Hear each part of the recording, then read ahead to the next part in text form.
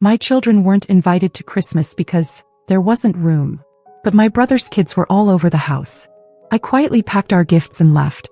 The next morning I unwrapped something online and tagged every single relative.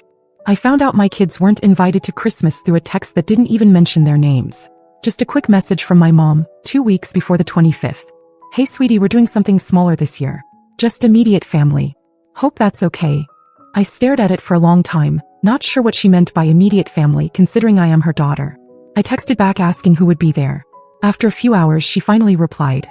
Just Ryan and Melanie and the kids. It's easier that way, you know how crowded it gets. Ryan is my brother.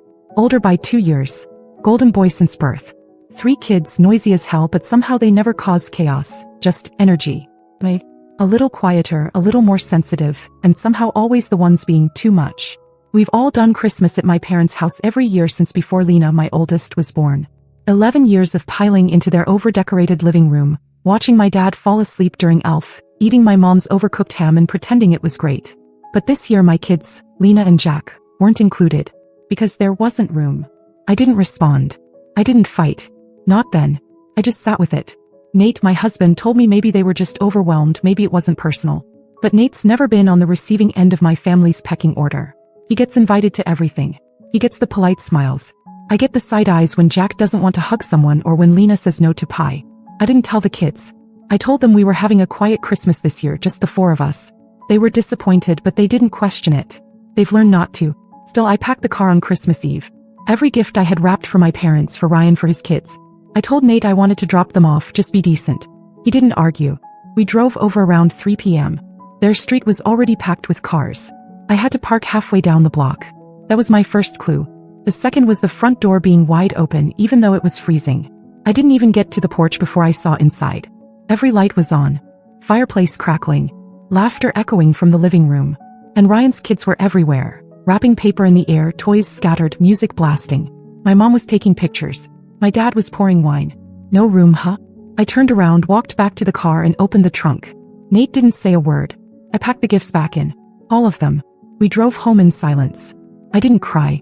I wasn't even angry. I was past that.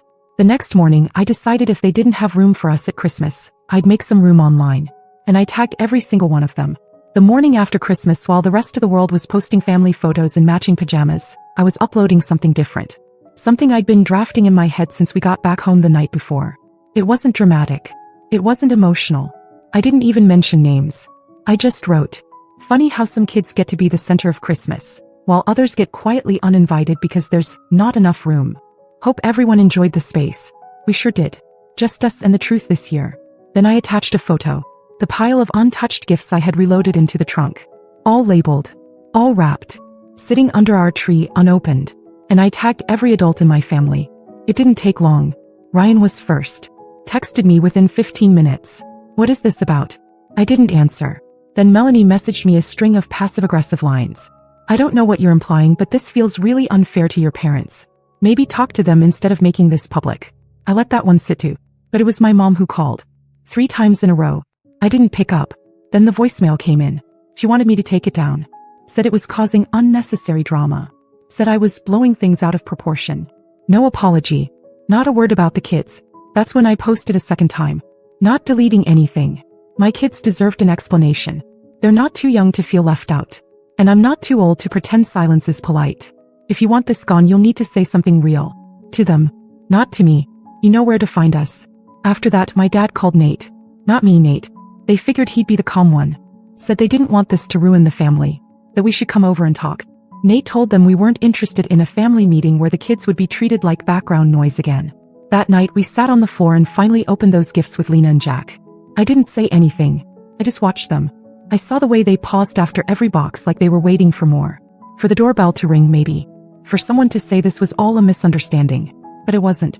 And I wasn't finished. Because for the past 5 years I'd been helping my parents financially. Quietly. Monthly. Covering small things here and there. Repairs, prescriptions, groceries when they were a little tight. It wasn't charity. It was love. But love goes both ways. And after what happened, I wasn't sure they remembered that. So I opened one more thing that night. My banking app. I didn't make a big show of it. No threats. No final warnings.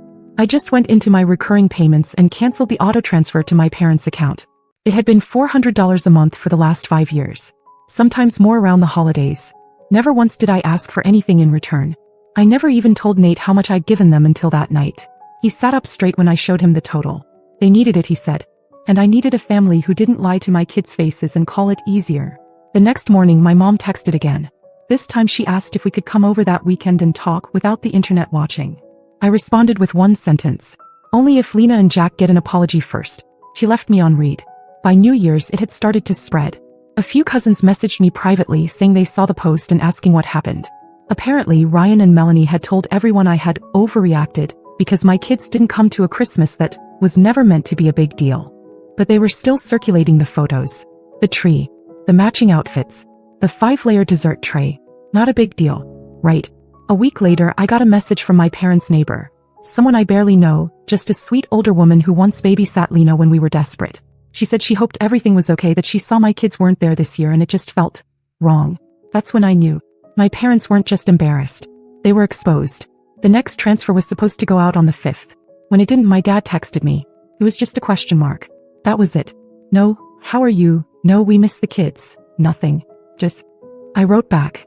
No more financial support until the people I love the most are treated with the same basic respect you give Ryan's kids. He had a chance to fix it. You still do. This time he answered. You're being cruel. We don't deserve this. Cruel. That word sat with me. I typed back. Cruel is telling your daughter her children aren't welcome and pretending it's about space. Cruel is letting them think they weren't immediate enough. This is called consequences. I haven't heard from him since. But I did hear from Melanie. That message deserves a whole part of its own. It was almost midnight when Melanie messaged me. Long, overly polished, and clearly written after a few rewrites. She opened with a line pretending to care. I hope you and the kids are doing okay. Then immediately got to her point. She said my posts had caused confusion among family, that the kids were starting to ask questions, that she and Ryan didn't appreciate being painted as the reason for the rift. She used phrases like narrative and misunderstandings, and said it would be best for everyone if I deleted the posts and moved forward. Then she slipped in a line that made my skin crawl. You've always been so generous with your time and support, especially financially. I'd hate to see resentment destroy what we've all worked to build as a family. Work to build. Like I was a business partner, not their scapegoat. Like the years I spent covering bills for my parents and dropping everything when they needed help were just expected parts of the structure. I didn't respond right away. I sat with it. I reread it 3 times. Then I sent it in full to my cousins Aaron and Julia and my Aunt Laura. All 3 had reached out to check on me after the Christmas mess. The responses came fast.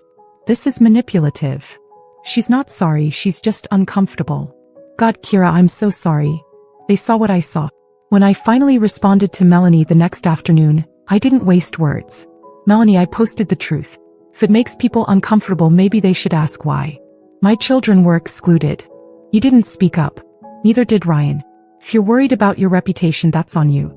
As for the money, that ended when the lies began. I owe my kids more than I owe this family's image. She didn't reply. 3 days later, my mom texted me again. Said she wanted to talk, just the 2 of us, and that we should leave the past in the past. I asked the same thing I had asked a dozen times by now. Will you apologize to Lena and Jack? Her answer? I just don't want to say something wrong and make things worse. There was. She'd rather say nothing at all than admit what she did. Not even to a couple of kids who just wanted to be part of Christmas. So I told her we were done. No more helping with the utility bills. No more surprise Amazon orders when their dog needed food or my dad's blood pressure machine broke again. Done showing up when the door only opened for one side of the family. And they went quiet. Like truly quiet. Not just ignoring texts. I mean total silence. Until last week. That's when a white envelope showed up in the mail. No return address. Inside was a folded invitation card, pastel with sparkles. One of Ryan and Melanie's kids was turning 10. They were throwing a big party. A bounce house. Face painting. Cotton candy machine. All cousins welcome. They had included Lena and Jack. Like nothing ever happened. The envelope showed up on a Tuesday, no return address. Just our last name in curly letters, written across the front like it had been passed through a glitter factory. I knew what it was before I even opened it. Melanie always goes overboard with party invitations. Inside was a trifold card with balloons and sparkles. One of Ryan and Melanie's kids was turning 10. They were throwing a big top bash, complete with a bounce house, face painting, popcorn machines, a magician, the works. And at the bottom in gold font, all cousins welcome. I put the card on the counter and stared at it like it was something alive. A trap maybe. After weeks of silence, after being told there wasn't room for my kids at Christmas, they suddenly had a guest list big enough for a circus? Nate saw the envelope when he got home. I didn't say a word. He read it, let out a small laugh, and asked the obvious. So now they want them there? I nodded. He shook his head and didn't push further. We both knew what this was. A PR stunt. A cleanup job. I sat on it for a day. Then I made the hard choice. I told Lena and Jack about the invite. Lena looked confused right away. Jack just blinked. Why no? Lena asked. I told her I didn't know. Jack asked quietly if Grandma and Grandpa would be there. When I said yes, he glanced down at the floor. I don't want to go. And that was that. My kids knew it wasn't real. They knew what the sudden welcome was worth. I felt proud and gutted at the same time. But I wasn't finished. I took a photo of the invitation and posted it to my Instagram story. Close friends and family only. The caption was short and it burned. No room for them at Christmas. But now that there's a magician and other people watching, suddenly there's room at the party? Not buying it. My kids don't need performative love. It wasn't even 5 minutes before the message icon lit up. Melanie. Seriously? That was all she wrote. Like I was the one out of line. Then my dad called. Not me directly, he called Nate again. Tried to act like he just wanted to talk. Nate handed me the phone. He started with the usual. We didn't mean for it to go this far. Things got misunderstood. No one wanted to hurt anyone. Then he asked if I'd consider taking down the post. Not once did he mention the kids. Not once did he say their names. I said the same thing I'd said before. You want it gone? Then apologize. To Lena. Look them in the eye and tell them they were wrong to exclude them. Do that and I'll take everything down. He went quiet. Then he said that's not going to happen. So I said then neither is this party. And I hung up. They still think this is about appearances. About saving face. They still think I'm the problem. But that story they're trying to protect? It's already cracking. Because the real story, the one they're so desperate to silence, isn't just mine anymore. It's Lena's. It's Jack's. And they remember everything. The party came and went. We stayed home. Jack built a Lego city. Lena read a book cover to cover. Nate grilled outside even though it was freezing. We played board games and laughed and pretended not to wonder what kind of pictures were being posted from that party. I knew there'd be some. Melanie can't help herself. By the next morning, her Facebook was a scrapbook. Group photos. Close-ups of the face painter. Ryan pretending to juggle. My parents beaming in every frame, holding Ryan's youngest like he was made of gold. Not a single mention of Lena or Jack. Not even a missed a few cousins caption. Just like we never existed. I scrolled through it once. Then I logged out and deleted the app. A few days later, Nate's sister invited us over for dinner. Just us. No expectations, no undertones. Her kids adore mine and no one pretends over there. No walking on eggshells. While the kids played, I told her the whole story, all of it, even the money. She listened. Then she asked something that caught me off guard. Why did you keep helping them for so long? I didn't know how to answer. At first it was just instinct. They were my parents. They needed help. But somewhere along the way it became payment. I wasn't just covering bills. I was paying for belonging. And they still shortchanged my kids. A week later I got a text from my mom. Not an apology. Just a single sentence. We miss the kids. Can we start fresh? I stared at it for a long time.